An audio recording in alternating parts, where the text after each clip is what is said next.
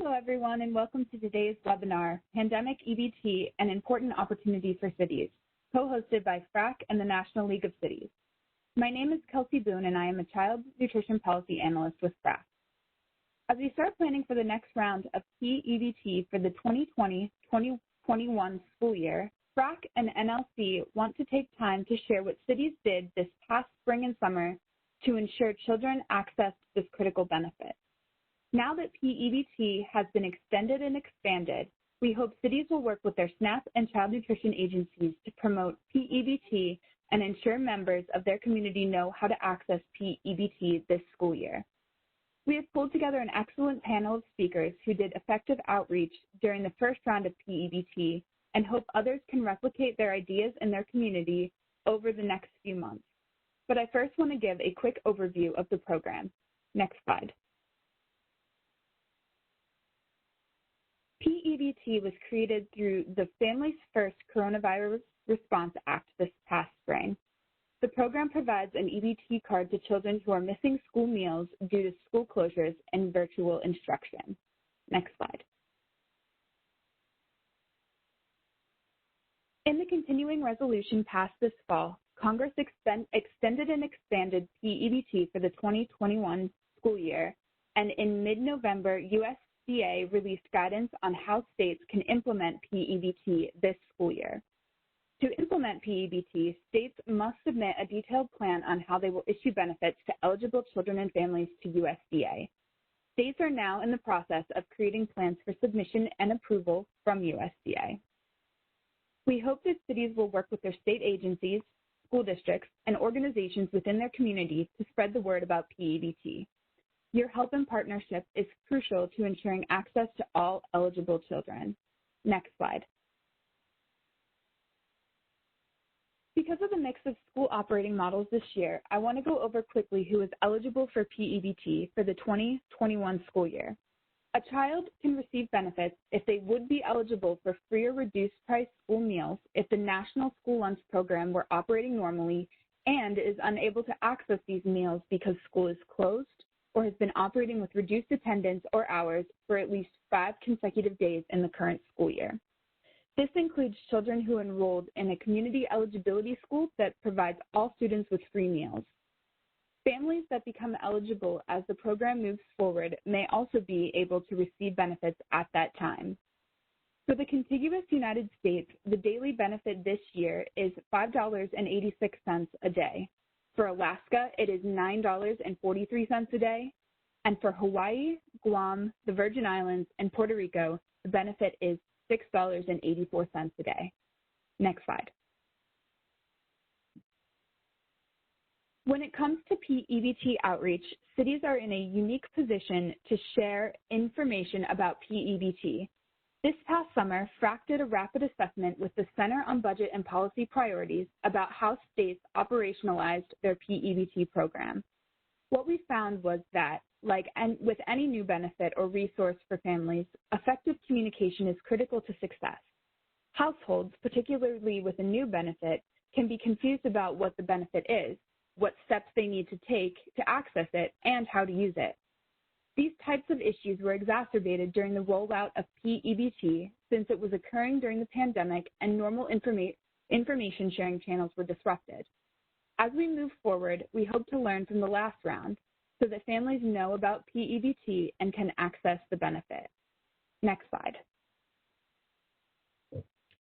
To help you start thinking about what you can do to spread the word about P-EBT, we have put together a great panel of speakers who worked with partners in their community to inform families about the benefit last spring and summer.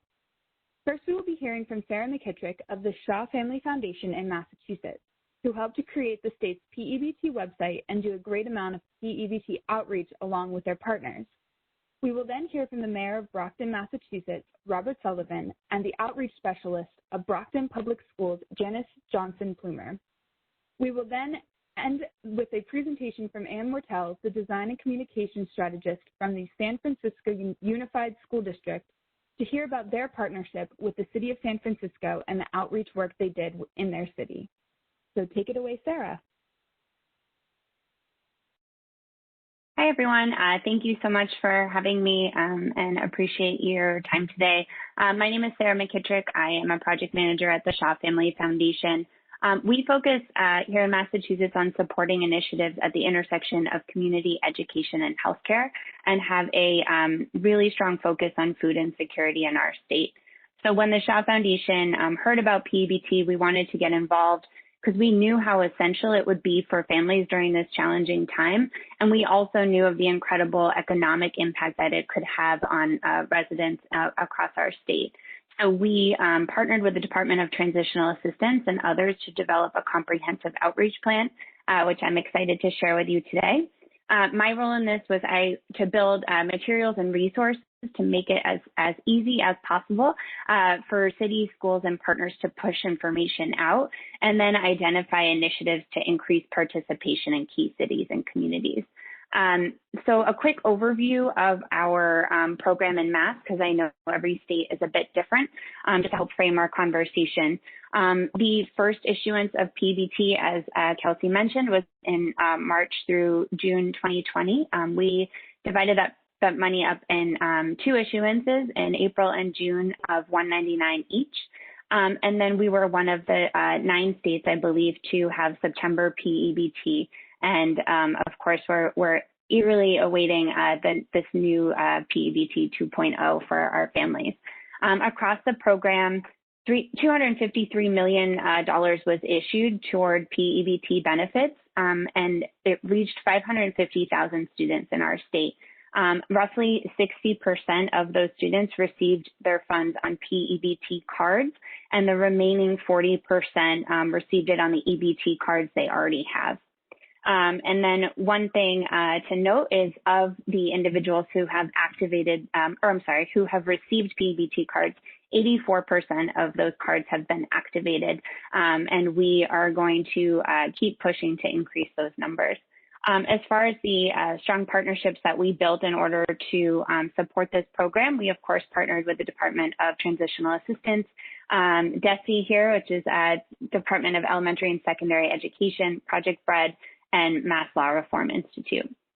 We collaborated on messaging, resolving issues, and identifying challenges that families faced. Next slide, please. So through this process, last spring, we learned a lot about the barriers families had in accessing this program and how to build effective communications to respond to those barriers. So I wanted to start by sharing these key messages with you so you can take what we've learned and address these messages proactively in your outreach to families. So this may vary according to your location and how your program's structured, but we hope that you can build off of these themes. So the first and probably the most important message, as you all know, is that P-EBT does not impact you or your child's immigration status. So we put this and included this in every material that we created and pushed out. And then not surprisingly, we found that that wasn't enough, that we needed to do some extra pushes with city leaders. Mayor Sullivan will talk about this in a minute, mayors and other key partners to really amplify that this will not impact your public charge status. So we need to build trust among families that utilizing this program will not impact. And a key tool that we developed was a series of virtual conversations with mayors and Facebook Lives with key partners. The second theme that we really wanted to drive home was to use P-EBT to support your local economy. So using this money helps you buy food, but it's also really important to your local economy and your local retailers or grocers who are struggling during this difficult time. Many families that received P-EBT found that they did not need it, and so decided not to use their cards because they were under the impression that money would then be reallocated. And of course, we know that that's not true. So we encourage those families, and in some cases, schools in Boston banded together to use that money on the card to support their local grocers. And then if they wanted to, they could donate the funds to their local food pantry. This third part here is just a how-to. We found that we really needed to be clear with families on how to access these resources. So activating the card was a really, really big challenge here in Massachusetts. There was an issue with our EBT vendor that really resulted in a process that was very, very confusing to families. So we ended up creating materials entirely around this issue. We translated them, we distributed them to partners, and we also produced a series of videos in multiple languages on how to activate your card. How to request a new card and getting your case number were two other key issues that families ran into. So many families, and the city of Brockton will talk about this in a moment, never received a card, or they moved and their address changed, or they didn't get a letter in the mail. DTA ended up creating online tools for us for families to access and request a new card and get their case number. But every city handled this differently. So for example, the city of Boston, the mayor's office of food access ran all of these questions through their hotline, and others directed questions directly to the state. And again, you'll hear how Brockton managed this in a moment, but we would really encourage you to make a plan for dealing with these key issues that families faced, and having one point of contact and support your school district in getting these messages out. The final message that we found that was really critical was to keep your card. Encourage families not to throw out their cards, because as we now know, more funds will be added. And if they did throw them out, they could wait weeks for a new one, which means waiting even longer for accessing those funds. So the city of Boston actually did an entire email and social media push on it recently to encourage families to keep their cards. And we anticipate that this will be another issue as this new round of funds is released. So we encourage you to message this now. Next slide, please. So these are some of the examples of just some of the tools that we built to respond to these critical needs. The first was a statewide website. It's map-ebt.org. It's available in 6 different languages. It's mobile friendly because 98% of our families are accessing this through their phone. And if you take a look on the left-hand corner, we made 5 simple buttons to help families navigate through these issues, and it directed them to the resource that they needed. So we tried to make it as accessible as possible. We also built out a partner resource page, and we're very grateful. The city of Boston actually translated all of this for us in 11 different languages. And again, we wanted to make this as easy as possible for our partners and for our school districts and cities to push this information out. So we had a one-page flyer. We have sample robocall, text, and email templates for schools and cities to use. We also made a retailer toolkit to help retailers understand how they can use the P-EBT cards. And then we had social media posts and copy. And then in the yellow, that's our reaction to helping to explain how to activate that card. One thing I just want to call out quickly in the bottom corner here with the 2 individuals on the Facebook Live, we noticed that a large number of cards were unactivated in cities with high Brazilian and Portuguese populations. So we partnered with the Brazilian Women's Group here in Boston, which is a huge social media following, about 5,000 individuals, and partnered with them to do a Facebook Live. We provided a deck, which they translated, and the executive director led the Facebook Live with an immigration attorney, and they really focused on issues of public charge. This worked for a bunch of different reasons. We were able to leverage a really trusted community member to get these messages out. It enabled us to be more accessible for those who were not accessing our website. Families got to answer questions in real time in their language. And we also were able to keep this video and share it with statewide immigrant coalitions and post it on our website for others to access. So if this is a tool for you that you have access to, I highly recommend that you do something similar to communicate with your families. And we are hoping to do much more of this with P-EBT 2.0. A quick note. We recognize that not every state or city has these resources or these materials. So I just wanted to call out that all of these materials are publicly available. And we are also happy to share raw files with you too, if you feel like you would like to access those. We're all in this together, so we are certainly happy to share. So feel free to email me if you need support. And then one strategy I wanted to share that really worked in Massachusetts is that we were given zip code data of unactivated P-EBT cards on a biweekly basis from our state, which was incredible. So we used that data, and thanks to our partners, they pushed that out to cities and districts so that they could see where they're at. Next slide, please.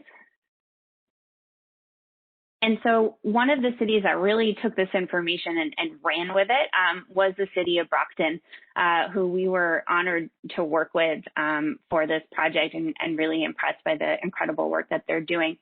So I'm just going to quickly introduce Mayor Sullivan. He has done incredible work with P-EBT and supporting his community throughout this pandemic, and we've been really grateful for him. And also Janice Johnson-Plumer, who is the community outreach specialist at Brockton Public Schools. She works to connect parents and families to identify resources to support them, and is also a SNAP outreach partner. So Mayor, I'm going to throw it over to you. Sarah, thank you so much. And I want to thank the Shaw Family Foundation. I really am honored and privileged to join you all today to really talk about how important this is and what we did here in the city of Brockton. Quick background on the city of Brockton. We were at one time in the 1800s the largest shoe city distributor in the entire world. We're known as the city of champions here in Massachusetts for many reasons. If you're a boxing fan, heavyweight champion Rocky Marciano and middleweight champ Marvelous Marvin Hagler were from the city of Brockton.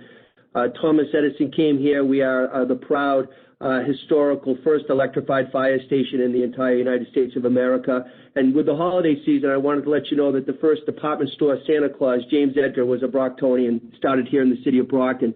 But we also have one of the largest public high schools east of the Mississippi with over 4,100 students, 16,000 student population in the Brockton Public Schools. So our city is roughly 100,000 people. It's a minority majority city with a large foreign-born population, wonderful diversity in the city of Brockton, about 30% of our population, and the poverty rate is just about 15%. So the impact of the coronavirus has really been just catastrophic here in the city of Brockton and the Commonwealth of Massachusetts, in the nation, and the world as a whole. But COVID really has had a tremendous impact on Brockton families. 320 deaths here in the city of Brockton due to COVID. Over 7,000 total cases here in the city of Brockton. And we really have a huge proportion of population out of work. And many parents here in the city are truly struggling to feed their children. And I'm a dad of 3 young kids, and I understand what people are going through. We're doing remote learning here. There's no in-classroom at the schools. So food insecurity in Brockton, really many of our families rely on the schools as truly a consistent source of meals for their children, and we're fortunate to be able to continue to provide our students with those meals, breakfast and lunches. And even during remote learning, families have the ability to pick up food on a daily basis for the children at 17 site locations, satellite locations throughout the city of Brockton. And we are a community eligible provision district, so all of our students received P-EBT funds. And the pandemic EBT is truly incredibly important to me as a mayor. And I'll tell you, there's 2 reasons why that is. Number one is the need. There is a true need. And as I mentioned, our residents are experiencing very high levels of food insecurity. Our families truly need help. And I want to remove any barriers so they can indeed access those EBT funds so that they can feed their loved ones in their homes. The second truly impact is on our local economy. And COVID has really hampered our physical, and economic the basis here in the city of Brockton. And if all the cards we utilized that had been distributed last spring, that would infuse approximately $4 million into our local economy. $4 million.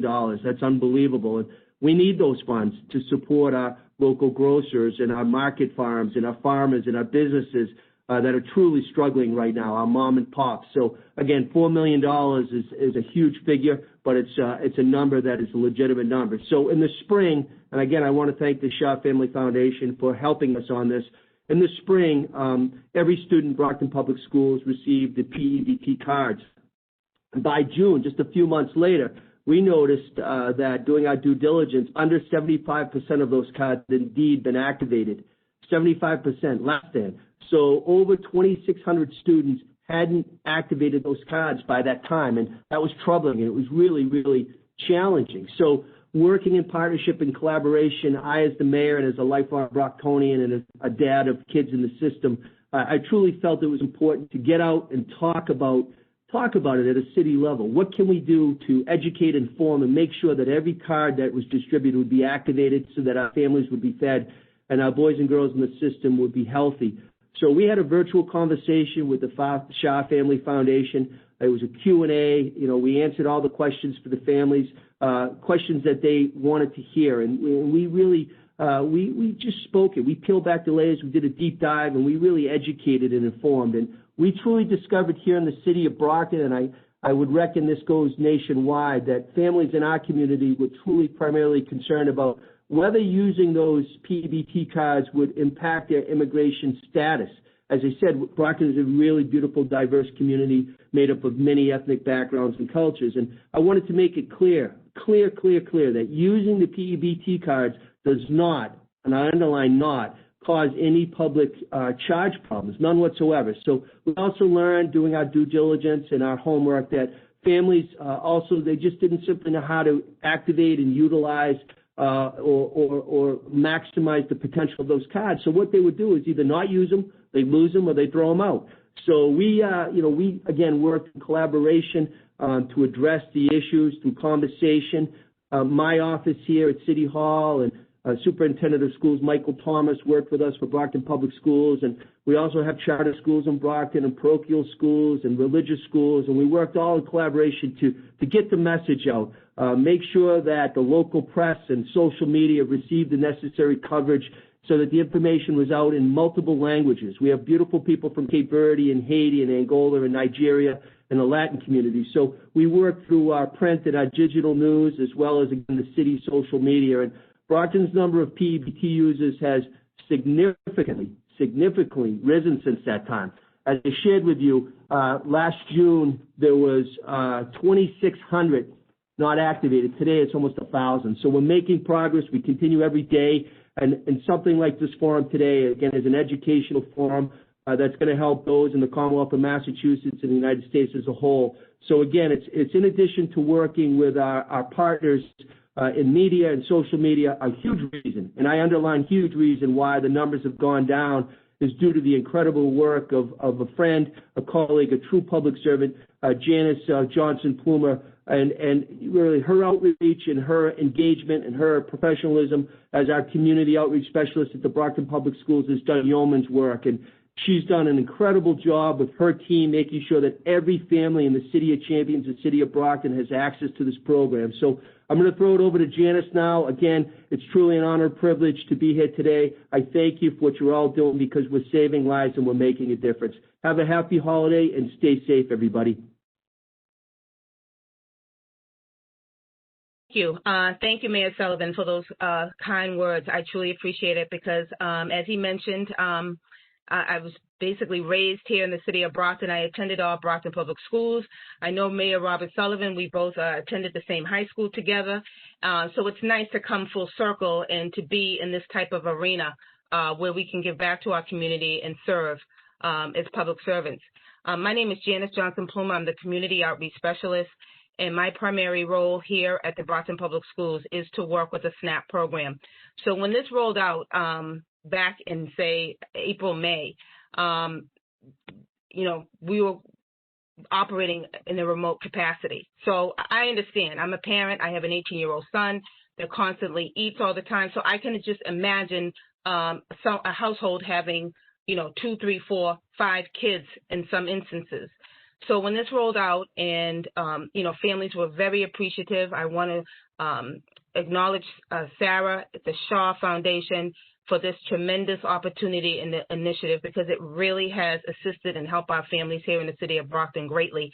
So as I was mentioning, many of our households were struggling, and there are a lot of parents that are just, they have pride, they don't want to say anything, and they don't want to acknowledge that there is food insecurity that's happening in their household.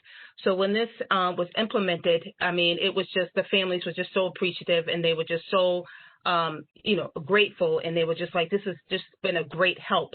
But as I was looking at the numbers, because I attend the DTA or the SNAP Coalition meetings weekly, and I would get the spreadsheet and see that, okay, the city of Brockton, 10,000 P-EBT cards were issued, so many were pinned, and so many were still not pinned.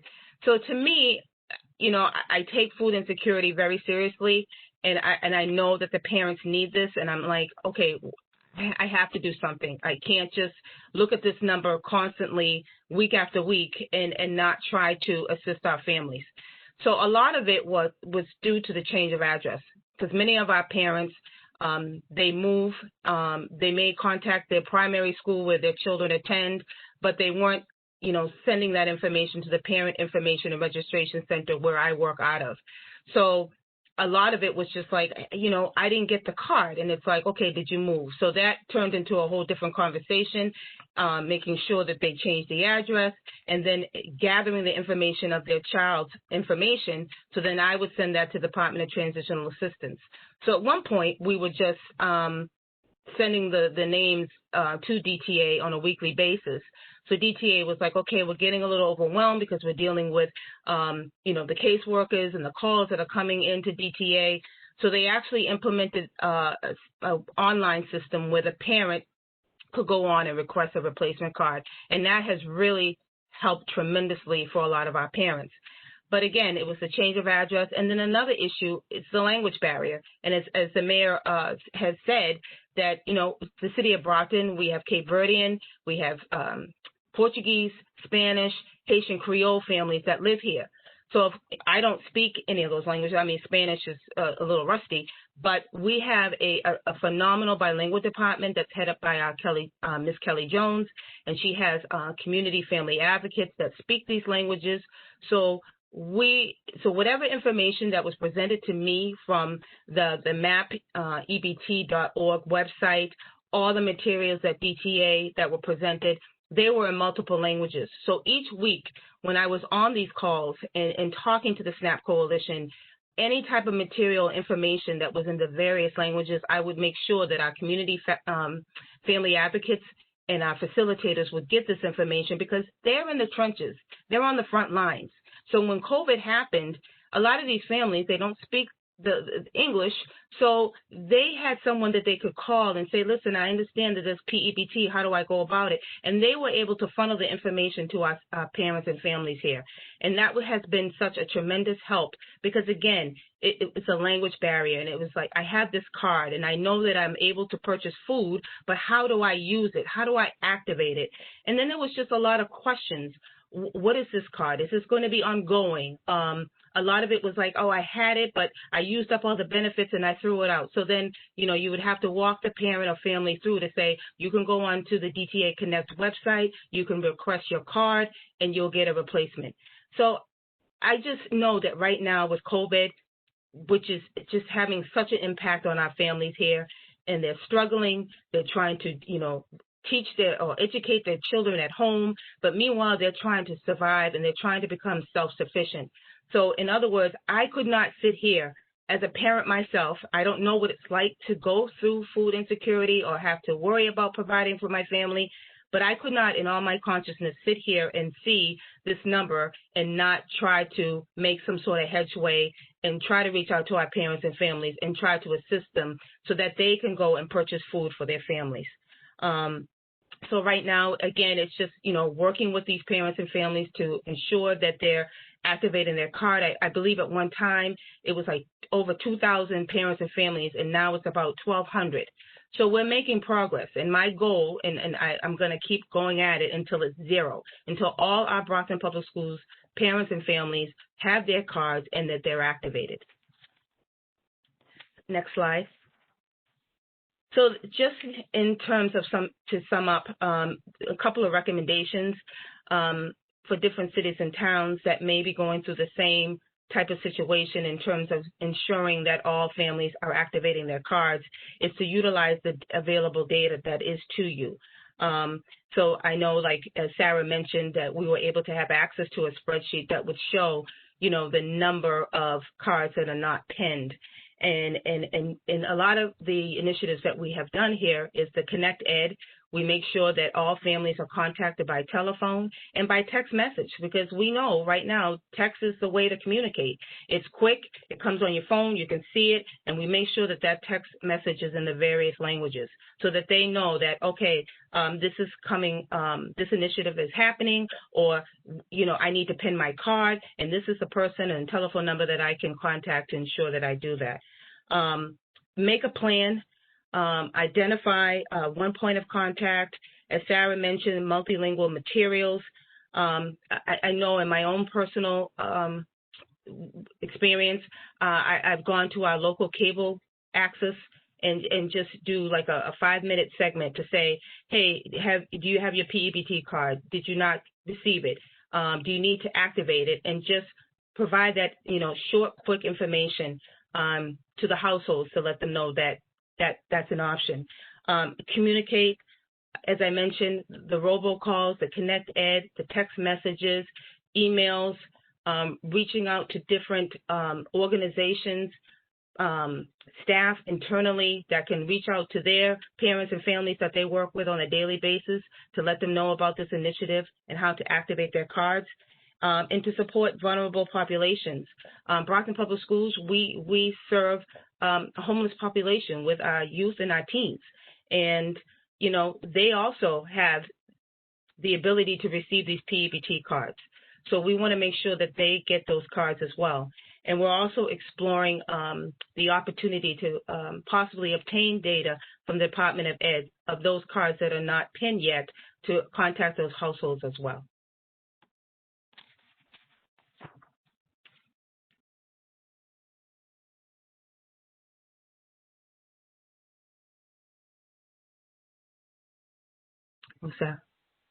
Thank you so much for that. So we're going to move on to Ann Mortel from the San Francisco Unified School District. Hi, everyone. Thank you for having me today.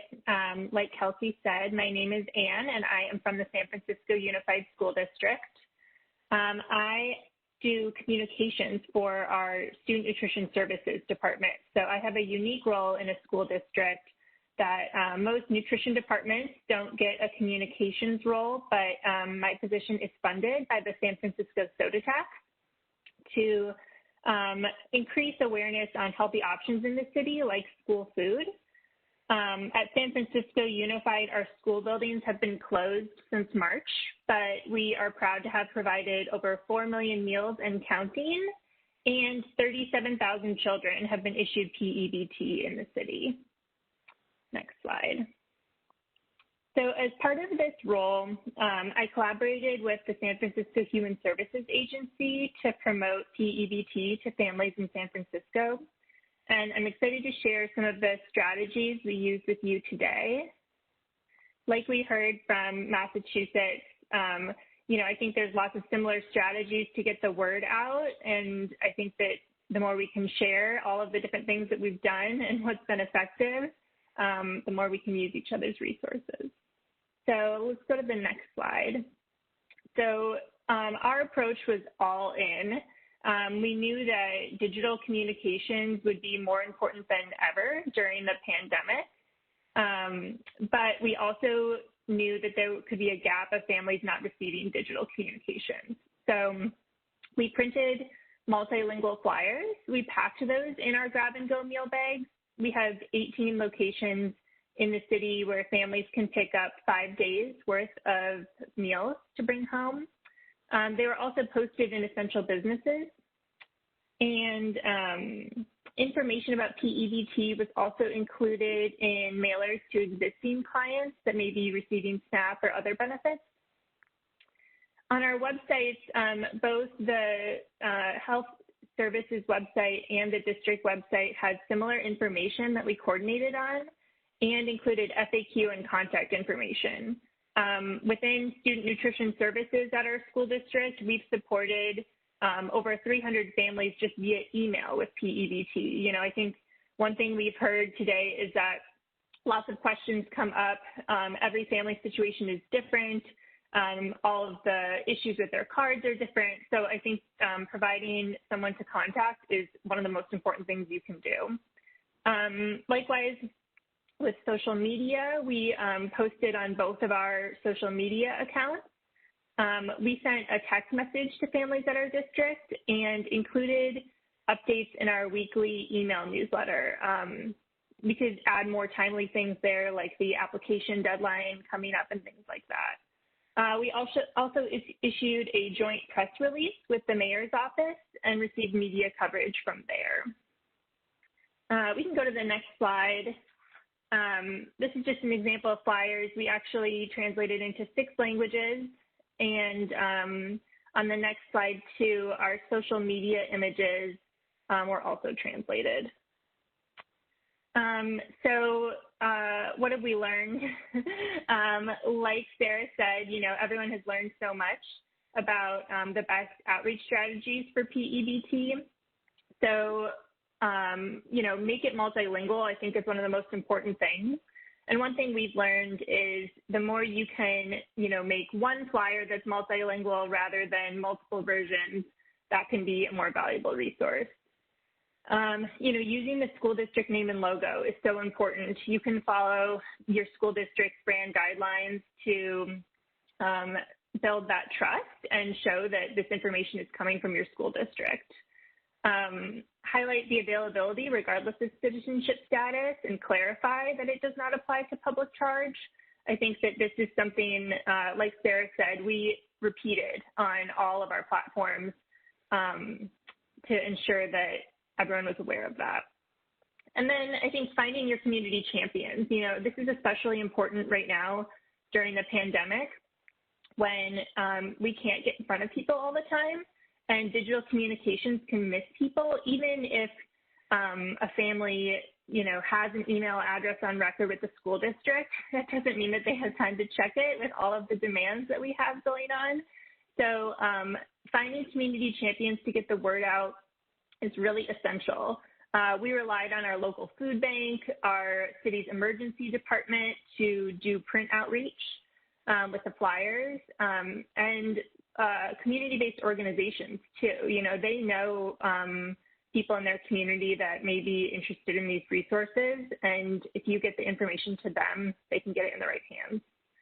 And the last thing is, you can use social media for promotion, but you can also use it for support. So I'll talk a little bit more about that on the next slide. So I found that by offering support via Instagram, it was a great way to meet caregivers and parents where they are. Like I said, there are a lot of demands on caregivers these days, but they're on Instagram, they're on Facebook. So by offering this option to get P-EBT help right there within Instagram, I found that to be pretty successful. So in this example, I posted on our Instagram story that it was the last day to apply for P-EBT and included a button to send a direct message. So this allowed a parent to open it up and type a message right into us that we would receive via Instagram. And then I was able to respond right in the chat. And sometimes I even copied and pasted the FAQ we had established right in there, but it allowed for a back and forth to answer those specific questions that can come up.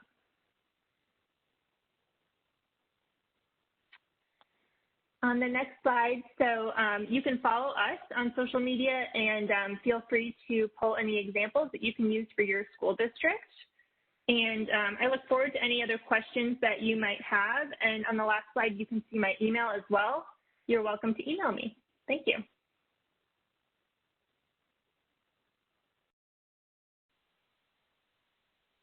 Thank you so much, Anne.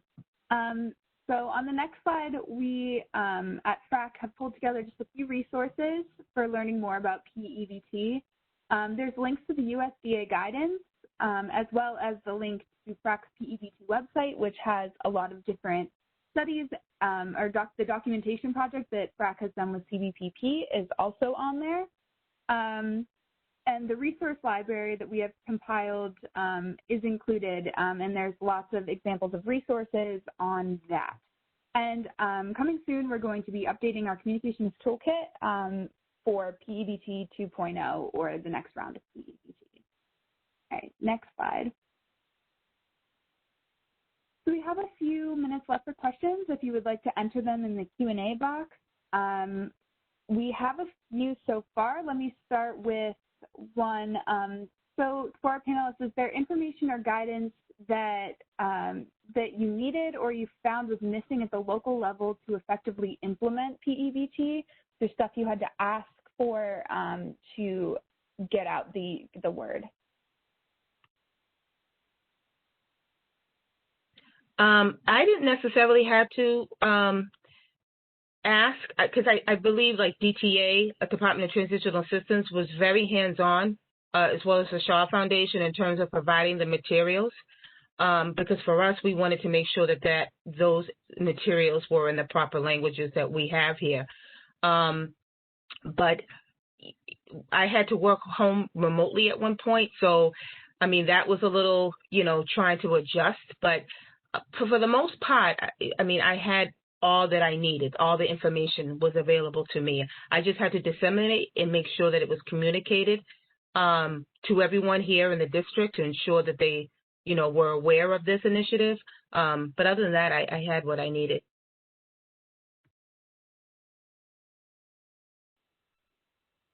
Yeah, I'll just chime in that collaborating with our city agency, with San Francisco Human Services, was important there. So if a specific question came up that the school district did not have an answer to, we were able to bring that to them.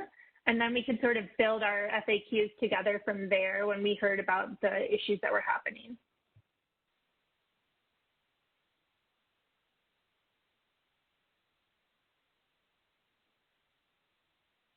Okay, so another question that came up was, do schools or cities have any plans for how to handle the upcoming eviction crisis and the address issues that will arise with that with P-EBT? I know from from BRAC, we have been made aware of like homeless student issues, and a lot of these issues may align with that situation. So we are encouraging cities and schools and states to have an easy way to update addresses and allowing students to select an option to deliver to a school address as opposed to deliver to a home address. And also sharing all information via email and texting as opposed to mail. Do any of our panelists have additional ideas?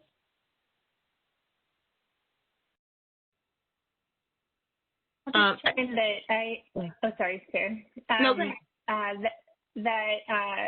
When California made available an online form to change your address, we just made sure to communicate that out as well. So I know every state is a little bit different, but I think, again, just ensuring that all of the information that you're sharing is up to date and aligned with the state agency issuing P-EBT is the most important thing you can do.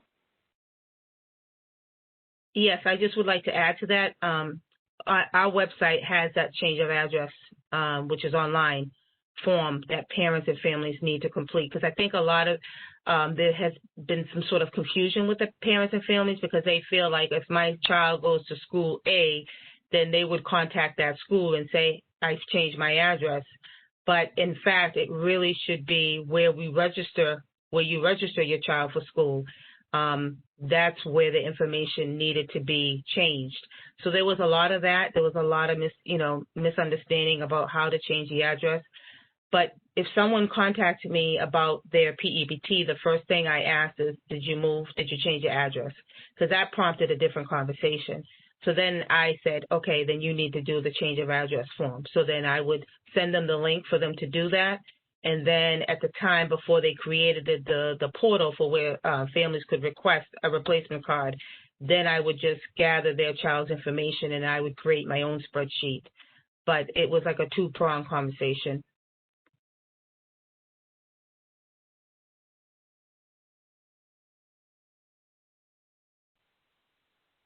right, thank you so much.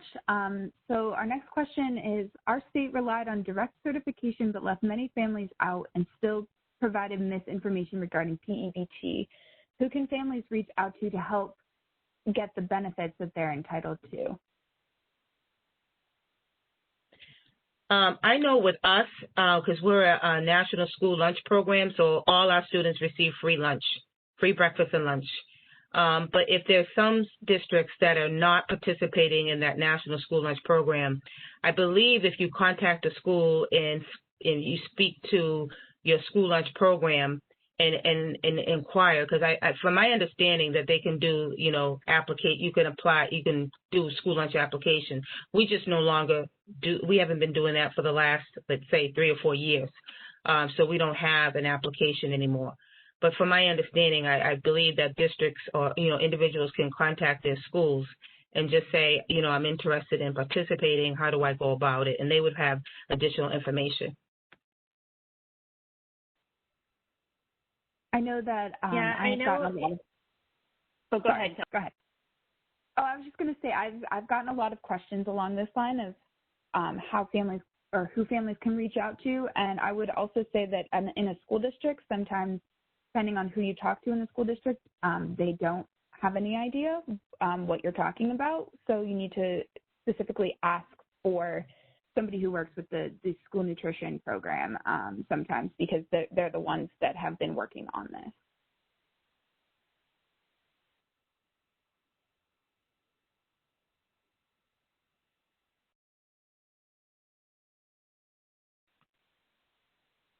Okay, so our next question is, if a school has 100% virtual, do the virtual school days count as P-EBT eligible days? Yes.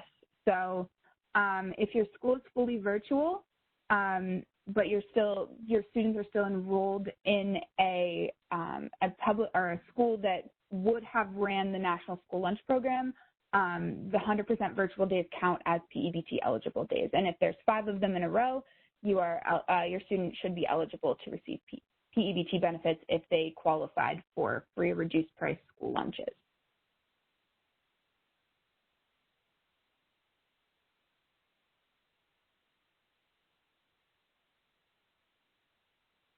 So I'm getting a follow-up to the last question where it says their district had opted out of an application.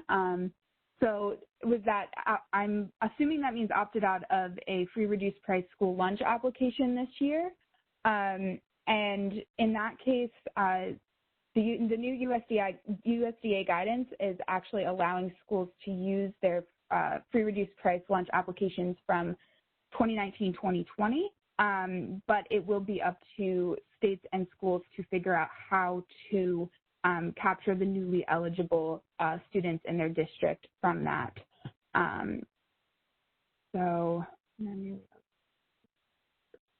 Yes, so newly eligible students are one of the populations that we are hoping to target because a lot of them have been left behind. So there's going to be, we're working right now to try to figure out what strategies states can use in order to target those individuals.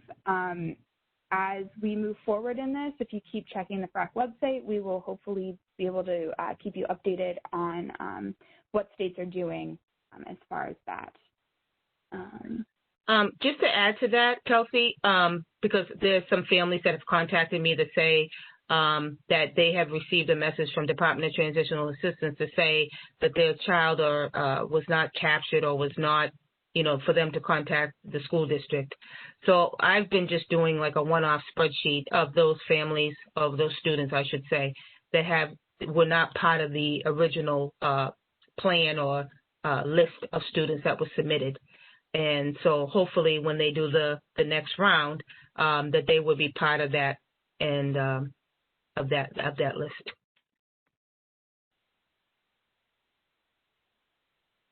Thank you. So the next question is, does a parent make a change of address at each of the schools their children attend? I believe so. I believe if they attended an elementary, and a high school, you just want to make sure that your address is consistent between the three? We do it a little differently here because from my understanding, like a lot of parents, that's what was going on. They would do it at their school where their child attended, but for some reason that information never got into what we refer to as Infinite Campus, which is a database of all our students. So I would just inform, like we have a parent information registration center where parents literally go and register their children for school, do the change of address, anything that has anything to do with school registration. We have a center that is for that. So a lot of times I would just refer the parents to the Parent Information Center or do the change of address online, which was actually funneled through them, to the Parent Information Center. I think a lot of these questions too about, families that were left out that should have received this benefit. I know in California that there was an appeal period for P-EBT. Direct certification occurred, the application occurred, and if you were still denied P-EBT after that, there was an appeal period. And so I think, while every state will be different and offer different opportunities, I think keeping in touch with that and making sure that you're making families aware that there is an appeal opportunity and a deadline was an important part of our communications. Again, it's going to be different in each state, but the more you can keep in touch with the state agency issuing P-EBT and understand what they're offering, then you can translate it out to your district families.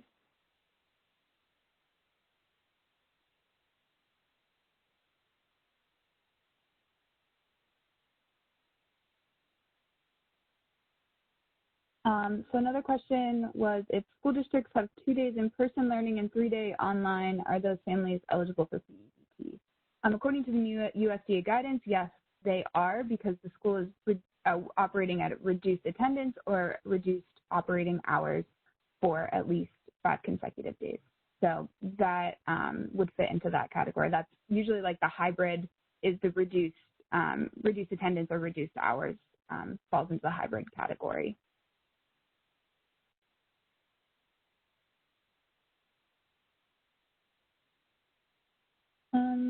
Do we have any more questions? If not, I think we will be wrapping up. I want to thank all of our speakers, Sarah and Robert Sullivan and Janice and Anne, thank you so much for being on and sharing all of this information. If there are any follow-up questions, feel free to reach out via email. All of our emails are up on the screen right now. And I hope everyone, if there are questions that come in after we close, I will try to follow up in an email with answers to those. So thank you so much, and I hope that everyone has a great holiday season, and have a great afternoon.